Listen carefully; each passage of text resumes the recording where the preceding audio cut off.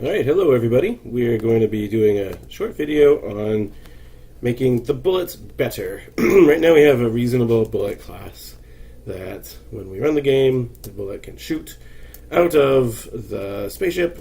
Everything is, pretty good. There's lots of improvements we're going to make in the future with this bullet.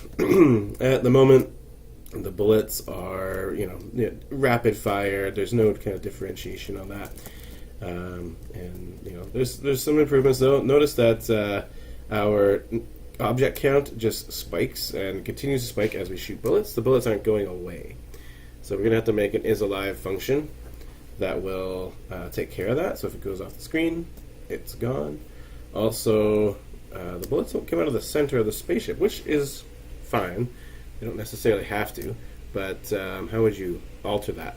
Also, how would you make them go in different directions is another question. So these are the three things we're going to try to figure out today. So first of all, let's deal with the isAlive function. We don't have an isAlive function at the moment, so it's using game objects.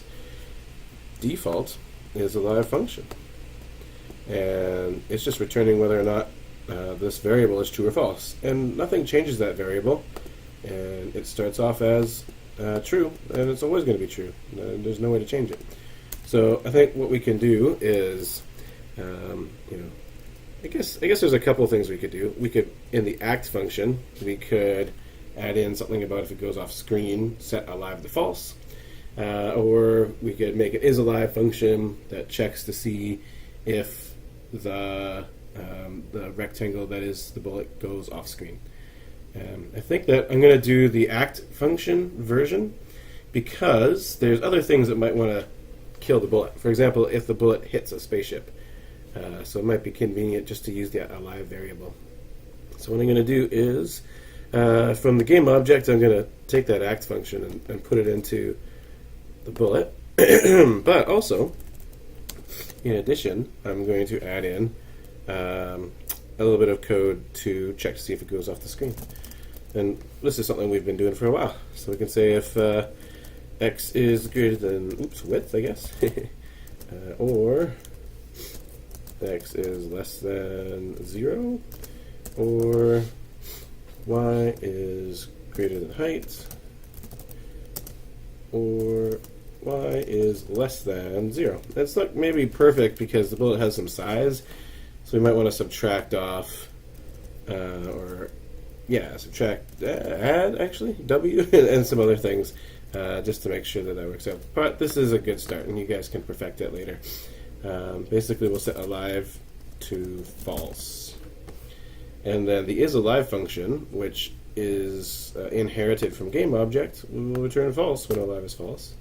And then our game engine code in playing this stuff, if it is false, it removes it. So hopefully that works. Let's see.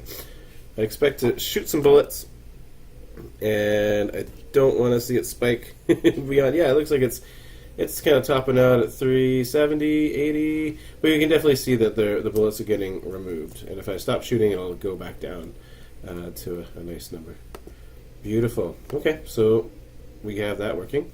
So the next thing that we talked about that we wanted to do was make different kinds of streams of bullets when we shoot, and then also, how do we get it to come out of the center of the ship? Actually, a really nice trick right now that I'm going to do to make it come out of the center of the ship. This is easy peasy, lemon squeezy. You can just use rectMode. I'm in the setup right now. Sorry, I'll go up here.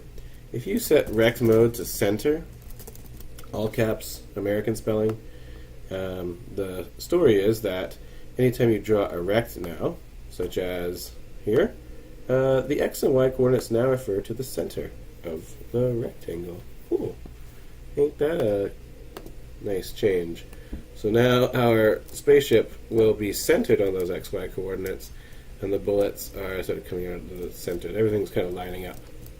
So, I don't know if you want to do that, but in the future, I think having rectMode center will be useful for a lot of other things. If you're using images, I recommend do image mode center. I'm not yet, but eventually I will, and I want to center the image on those XY coordinates the same way I'm doing with rects. it's just, the math is not necessarily more easy, it's just different and less intuitive if you're not centering things, and I think we should do it. So make that change to your project as well. If you've got some background graphics, for example, in your intro screen or game over screen or whatever, they're all going to get kind of messed up. So you're going to have to change how you draw those graphics just by giving the X, Y of the center of the screen instead of the top left-hand corner. But that's easy enough to do. And if you have trouble with that, call me over.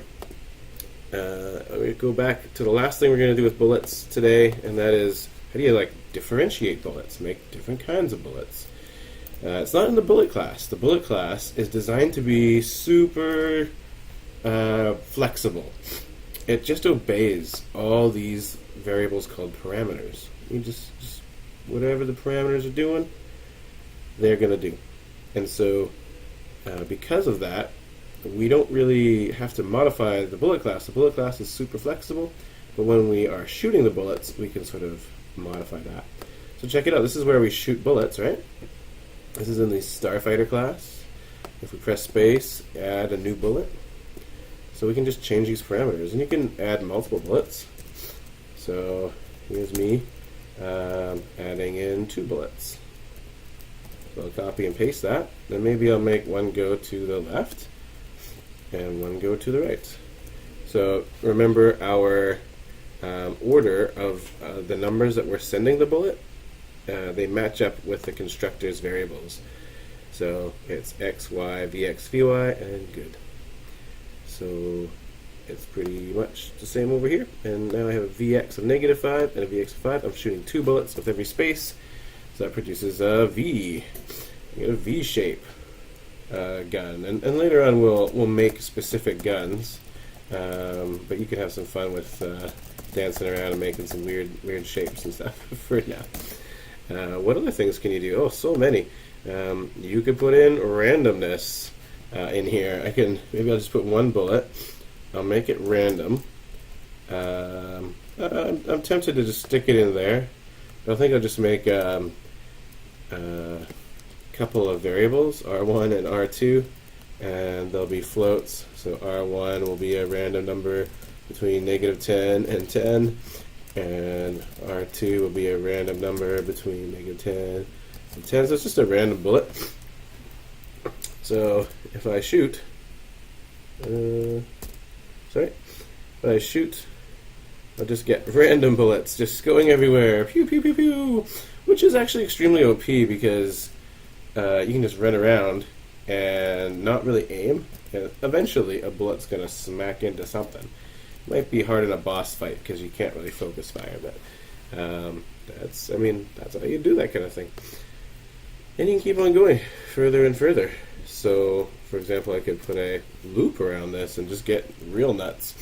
I can say int I equals 0 while I is less than, how many bullets do we want? When we press the space, let's say 100. Every time we press the space, we'll get 100 bullets.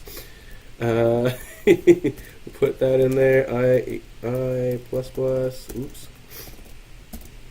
So what I've done now is every time I press the space, we do this 100 times. I don't know what's going to happen. We might lag out hard.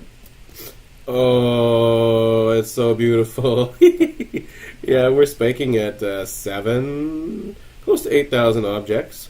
But because they're dying at the edge of the screen, eventually it goes off, we can really see that range of randomness. There's a number of bullets that got, close to 0 in their VX and VY, and they're still standing around on the screen.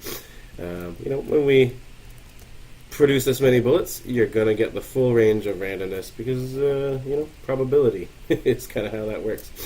So it's a little bit obscene and clearly OP, but I wanted to show you guys this because this is eventually going to be something that we're going to be implementing into a separate class called a gun class. But we won't do that today. But it's important to see how you can play with bullets, how you can change the parameters, these are called, and how you can change these things to affect how your bullet behaves. So I hope that is clear now. I'm going to undo this. Let's go back to regular bullets. So all this hard work is going bye-bye. Anyways, I'll put that together on my own time. Thanks for watching this video. Try to make a few crazy guns of your own. Not guns necessarily, but try to make a few different patterns of bullets. Try a cross shape. Maybe try 5 streams all going forward in sort of a semicircle. Try a bunch of different things just to get a handle on how these bullets can be differentiated. Thanks, everybody.